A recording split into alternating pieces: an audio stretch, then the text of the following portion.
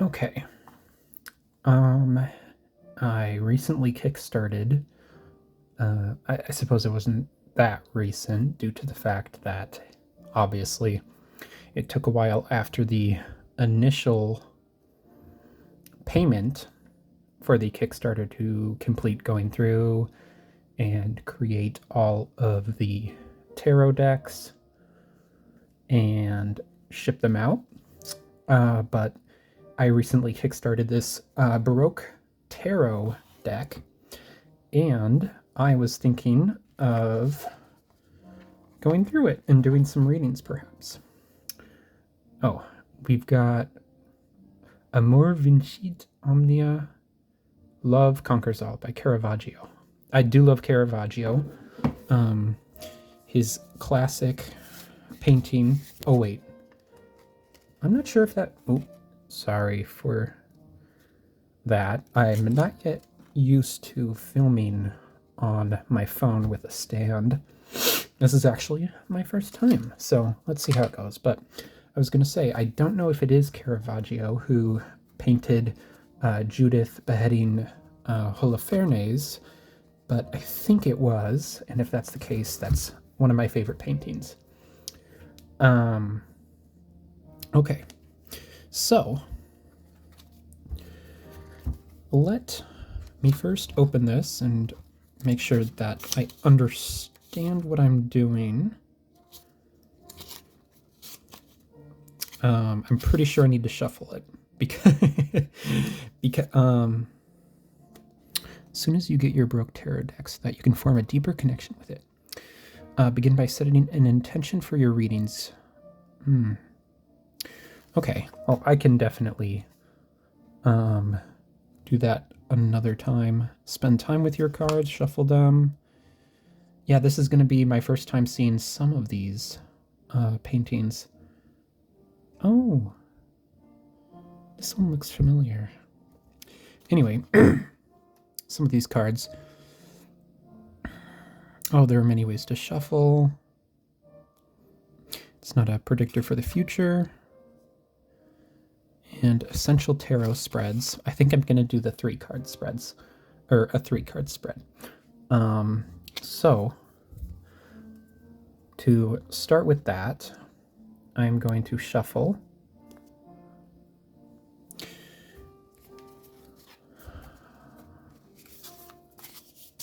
And oh my gosh, I keep hitting my phone. I'm sorry if that makes you sick or anything. But I'm used to shuffling, obviously, bicycle or normal cards that are like half this size, I think. So this is new for me. I do shuffle magic cards as well, but those are about the same size. I haven't shuffled any Yu-Gi-Oh cards that much, but I am planning on making a tournament deck. While shuffling, actually before continuing to shuffle, but that should be a little bit fine. I am going to set an intention for this reading. I'm thinking, let me guide whoever may be watching this who needs it the most. I think that's a pretty good intention. So, let me continue to shuffle. And this half and half shuffling, as I call it, where I take one half of the deck, I do a lot, especially with commander decks. Because those are so friggin' massive, and I'm pretty sure you have to with those, because, I mean, you could, do the classic, pile shuffle, I believe, where you do that, and then make a whole bunch of different piles, but I prefer riffle, because pile shuffling is not random. It's not effectively random, I mean. Okay.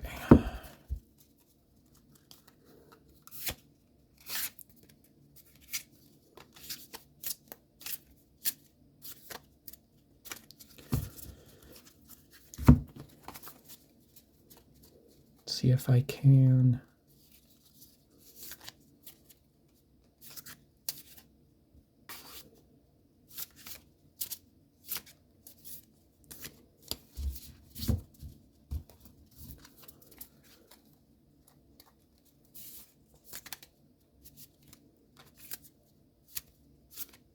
These are pretty big handfuls that I'm riffling. What? It's the price you pay for such a massive, to shuffle such a massive deck. And that's fairly effectively random. People say, or the math says, 7 times for an effective amount of randomness. I keep saying that because I'm obsessed with the concepts of randomness, pseudo-randomness, which is what computers usually do, and true randomness, which doesn't, it does exist, but computers can't do it unless you have a device for it.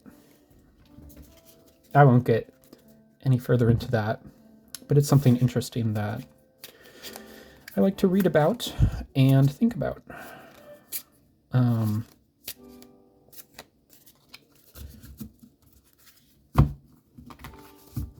Okay, let's do a 3-card spread.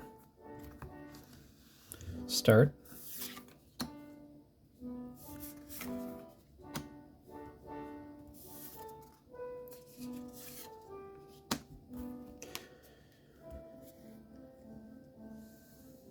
Okay. I'm sure there's no perfect way to flip them over. Past, present, future. Okay. Let's do past, obviously. We're doing past first. 9 of Wands. That's a very... Oh. Wow. That is pretty. Now let me look up the 9 of Wands. And it is upright, technically. Swords...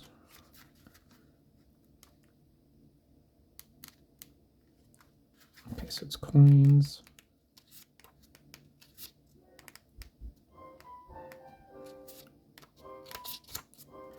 Cups.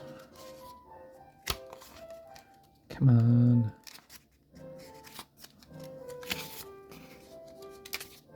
Oh.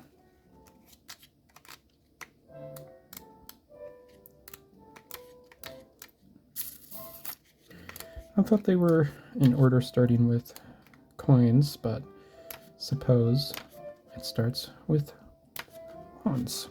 The Knight of Wands embodies resilience, defense, and the perseverance required to maintain one's position despite adversity. The card echoes the Baroque era's emphasis on emotional depth and the struggle between light and shadow. So when it's upright, it means resilience, persistence, or last stand. In the upright position, the 9 of cards, the 9 of Wands, suggests that you are close to achieving your goal, but you must muster the strength for one final push.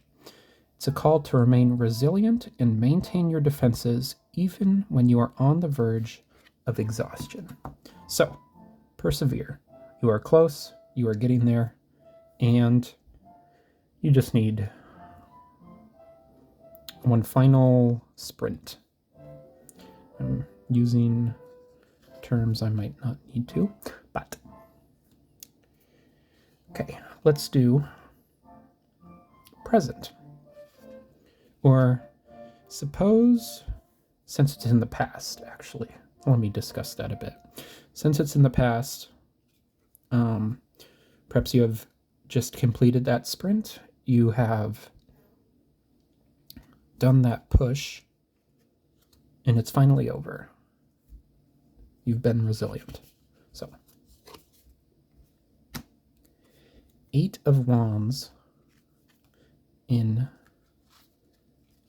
oh, here we go. In the, what do you call it? Downright? Reversed. Speed, motion, and alignment are central to the Eight of Wands. It channels the Baroque spirit of dramatic action and transformation, illustrating the rapid unfolding of events and the swift progression of ideas. Reversed means delays, frustration, and stagnation. Currently, you are in a period of stagnation and non-resilience, I suppose. Well, you can still be resilient even though you've hit a brick wall. So you've done the final push, but you've hit a brick wall, and perhaps it's related to the push, or perhaps it's something else, but in the present day, there is something in your way. And I don't believe I've seen this painting before, but it is a very nice one. Okay, future. Now this is where the fortune-telling aspect comes into play, I suppose. Sorry. The Devil. Oh, that's major arcana. And upright, because I flipped it upright. Holy crap. The Devil, upright position. Now I vaguely remember. I can't remember what number the Devil is. Is it 9? I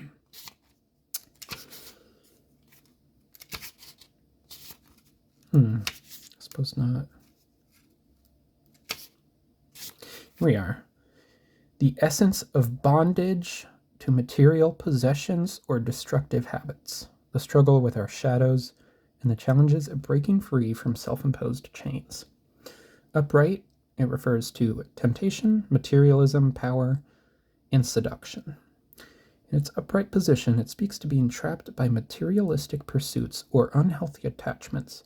It warns against the allure of power or the dark corners of desire that can lead to a loss of autonomy.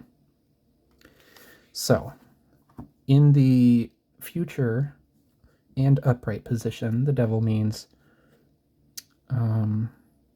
you will face a time of obviously hardship, bondage,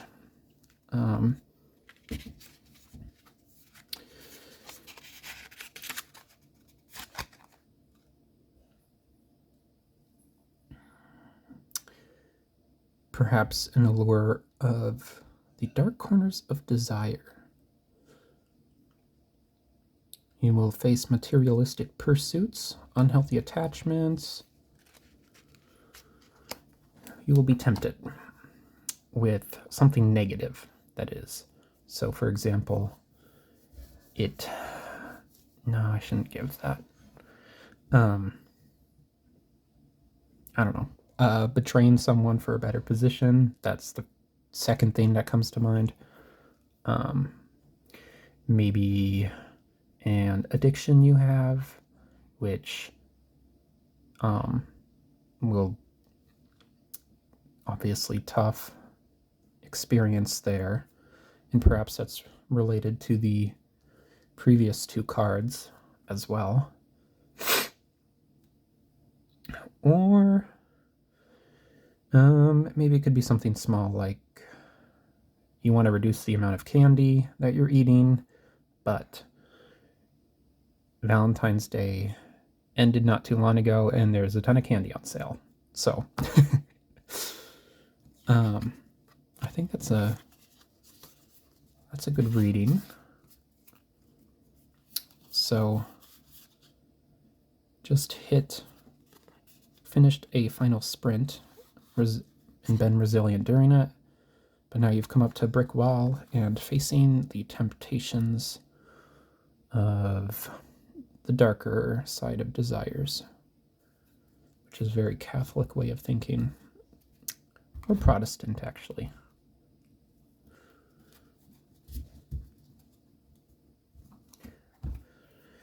So that's it. I know it's a short video, but 15 minutes is not bad. Thank you for watching if you watched, and if you didn't, you're one of billions of people who didn't, so don't feel too bad. All right. See ya.